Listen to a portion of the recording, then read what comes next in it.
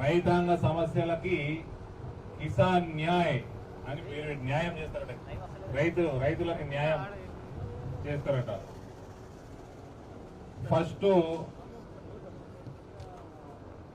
First point, ఇక 5 పాయింట్లు వచ్చినాయన్న నాకు. స్వామినాథన్ ఫార్ములా ప్రకారం పంటలకు గిట్టుబాటు ధర చట్టబద్ధత అట. నరేంద్ర మోడీ గ్యారెంటీ అంటే చట్టం ఇచ్చే గ్యారెంటీ కంటే ఎక్కువ గ్యారెంటీ. గాలి పెట్టుకోండి. 1947 మా నాయన కూడా పుట్టలే, మా నాయన 48లో పుట్టిండు. స్వాతంత్రం వచ్చినాక మొన్న 2014 దాకా అధికారంలో మీరే ఉన్నారు. వాజ్పేయి గారు ఉన్న 6 ఏళ్ళు తప్ప. అయితే అధికారంలో డైరెక్ట్ గా మీరే ఉన్నారు, లేదా ఇండైరెక్ట్ గా మీరే ఉన్నారు. మరి అన్ని రోజులు ఏం బీకిందని అడుగుతా ఉన్నా. ఏం బీకిండ్రు? చట్టభద్రత ఎందుకు వెళ్ళి ఎంఎస్పీకి? ఎంఎస్పీ ఎప్పుడు 1950లో వచ్చింది. ఎందుకేలే చట్టబద్ధత? ఇవాళ ప్రతి భారతీయుడు 140 కోట్ల భారతీయులు నమ్ముతున్నారు. నీ చట్టం ఇచ్చే గ్యారెంటీ కంటే నరేంద్ర మోడీ ఇచ్చే గ్యారెంటీకి నమ్ముతా ఉన్నారు. ఈయన చదువుతుంది గద్దాలు పైకి అనుకుంటానా, దాన్ని కూడా కాంగ్రెస్ వాడు అహంకారం అంటుడు. ఆ అహంకారం మీద వస్తా వదిలేస్తే గదే ప్రచారం చేస్తుండ్రు. అది అహంకారం కాదు, కారం. అది కారం. నేను చెప్తే ఎందుకో కారం. రుణమాఫీ కమిషన్ ఏర్పాటట. 2 లక్షల రుణమాఫీ ఏమై? రుణమాఫీ చేసేది లేదట. రుణమాఫీకి అడ్డం జరగండి. రుణమాఫీకి కమిషన్ ఏర్పాటు చేస్తారట. ఆడి కమిషన్ పెడతాడట. ఆ కమిషన్ లో ఉన్నోళ్ళు నిర్ణయం చేస్తారట రుణమాఫీ ఎట్లా చేయాలో. ఈడ 2 లక్షల రుణమాఫీ చేస్తా అని చెప్పి మల్లికార్జున ఖర్గే అటు వేయండు. రాహుల్ గాంధీ చేస్తా అని చెప్పి అటు వేయండు. రేవంత్ చేస్తా అని చెప్పిండు, పోతాడు జల్దీ. కమిషన్ ఏర్పాటు చేస్తారట. 3వది, పంట నష్టపోయిన 30 రోజుల్లో బీమా పరిహారం చెల్లింపు గ్యారెంటీ. ఏమై మనకి ఈడ పంట నష్టపోయి 30 రోజులు కాలేదా? అరే మీరు రైతులను నష్టపరుస్తూ 75 సంవత్సరాల నుంచి మీరే రైతులను నాశనం చేస్తున్నారు. 30 రోజులట. కొద్దిగా సిగ్గుండాలండి. మళ్ళా రైతులు లబ్ధి పొందేలా ఎగుమతి దిగుమతి విధానం. గది పసుపు రేట్లు 20,000 ఉన్నాయంటే ఎగుమతి దిగుమతి విధానం సరి చేసినాం కాబట్టి అయింది. అది మీరు చక్కగా చేయకనే రైతులు నష్టపోయి నాశనమైన పసుపు రైతులు. అదే చక్కగా చేయలే. ఇప్పుడు మళ్ళా 2024లో వచ్చి ఎగుమతి దిగుమతి విధానం చేస్తారట. అది పసుపుల్నే కాదన్నా, ప్రతి పదార్థం, ప్రతి భారతదేశంలో పుడుతున్న ప్రతి పదార్థం ఎగుమతి దిగుమతి విధానం ఉన్నది కాబట్టి ఇవాళ భారతదేశం ఎకానమీ 11వ స్థానంకి వెళ్ళి 4వ స్థానం దగ్గర చేరుతున్నది. ఇవన్నీ పనులు మీరు చేస్తే నరేంద్ర మోడీ ప్రధానమంత్రి ఎందుకైతాడు? మీరు చేసిన పాపాలు కడిగేదికనే నరేంద్ర మోడీ ప్రధాని ఏంటి అలా. వ్యవసాయ పరికరాలపై జీఎస్టీ మినహాయింపు. అసలు జీఎస్టీ లేదు మీరు పండించేదానికి.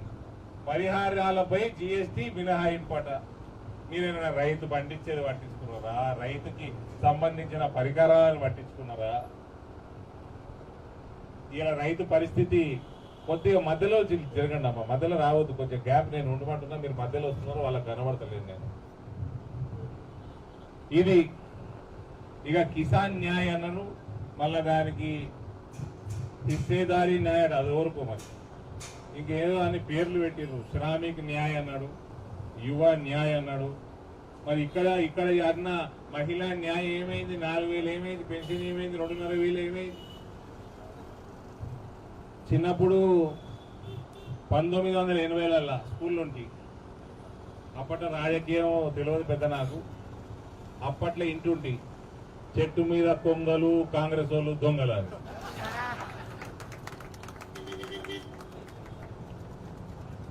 స్కూల్ ఉన్నప్పుడు చెట్టు మీద కొంగ, కాంగ్రెస్ వాడు దొంగ.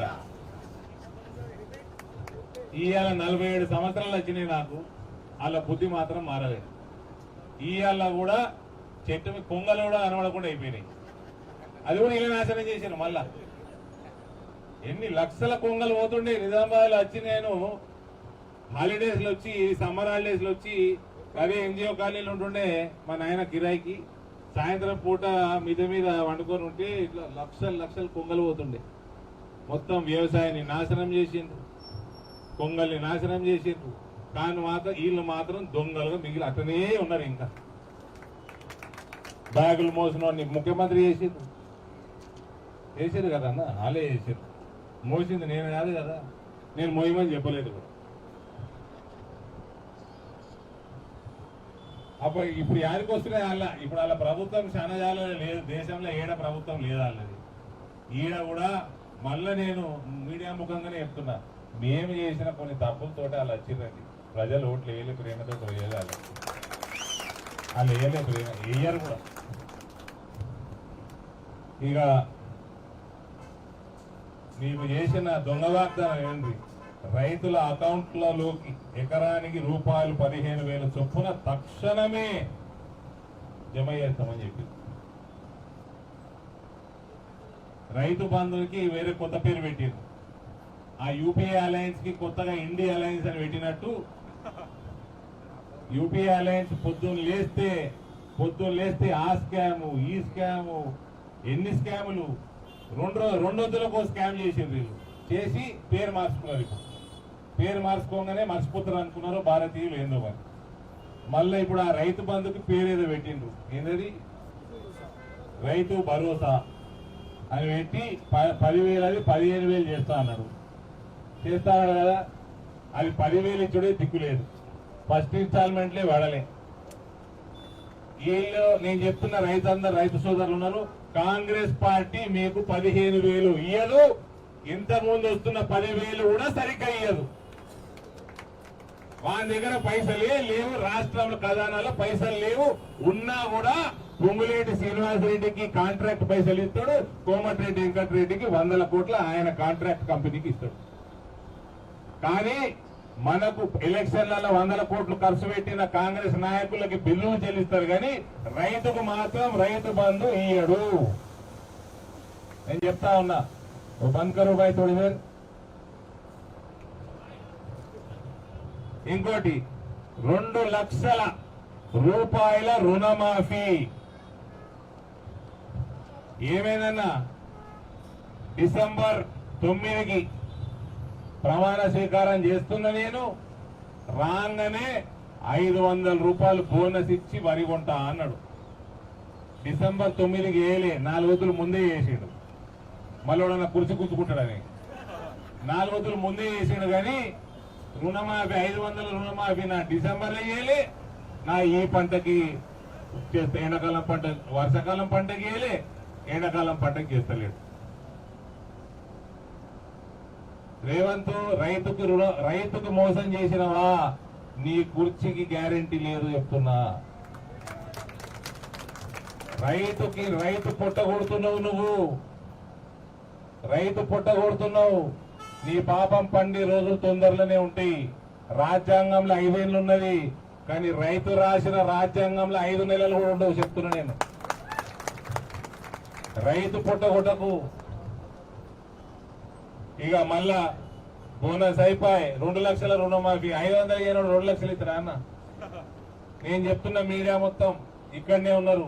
కాంగ్రెస్ వాడు 2 లక్షల రుణమాఫీ చెయ్యడు, 1,00,000 రూపాయలు కూడా చెయ్యడు. ఆయన దగ్గర పైసలు లేవు, అబద్ధాలు చెప్పి ప్రభుత్వంలోకి రానికే, ఓట్లు వేసుకుపోనీకే ఆయన అబద్ధం మాట్లాడి కాంగ్రెస్ వాళ్ళు.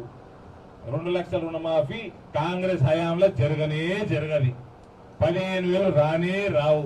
500 బోనస్ ఇచ్చే ప్రసక్తే లేదు. ఆయన ఇవన్నీ కూడా ఎందుకంటే మీడియాకు మీరందరూ ఉన్నారు. వాళ్ళు పెట్టిన బడ్జెట్ల, వాళ్ళు ఇచ్చిన వాగ్దానాలకి, వాళ్ళు పెట్టిన బడ్జెట్లో పెట్టిన నిధులకి పొంతననే లేదు. కేసీఆర్ బడ్జెట్లో పెట్టి కూడా పైసలు ఇవ్వలే, వీళ్ళు బడ్జెట్లో పెట్టలే.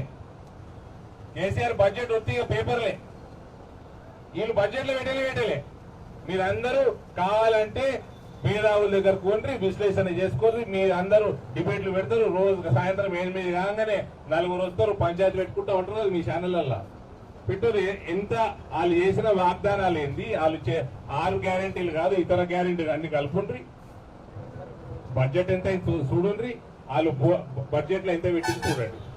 10% కూడా పెట్టలేదు రిక్వైర్మెంట్. ఇక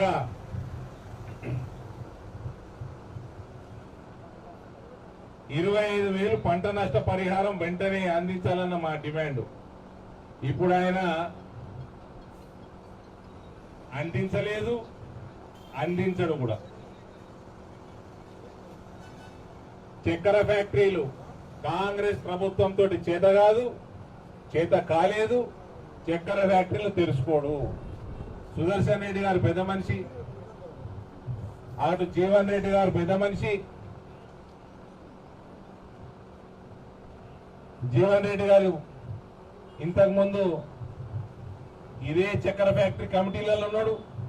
చక్కెర ఫ్యాక్టరీ తెరిపియాల్సిన కమిటీకి రత్నాకర్ రావు గారు చైర్మన్ ఉండే, జీవన్ రెడ్డి గారు మెంబర్ ఉండే, సుదర్శన్ రెడ్డి గారు మెంబర్ ఉండే. వాళ్ళందరూ ఆ కమిటీ ఇచ్చిన దాని రిపోర్టుని కాంగ్రెస్ ప్రభుత్వమే పుట్టదాఖలు చేసింది. మళ్ళా కమిటీ వేస్తుండ్రు. వాళ్ళకి చెప్తా ఉన్నా